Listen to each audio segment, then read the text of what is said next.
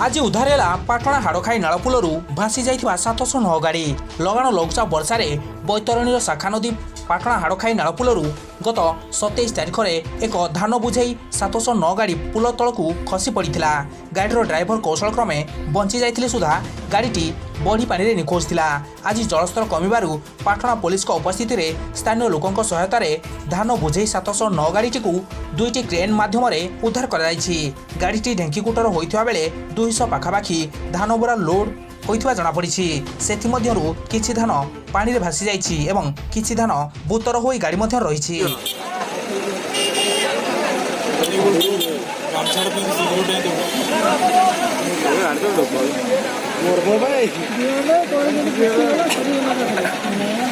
केन्दुझर सहारापड़ारू निशिकांत बेहराଙ୍କୁ report IYA news.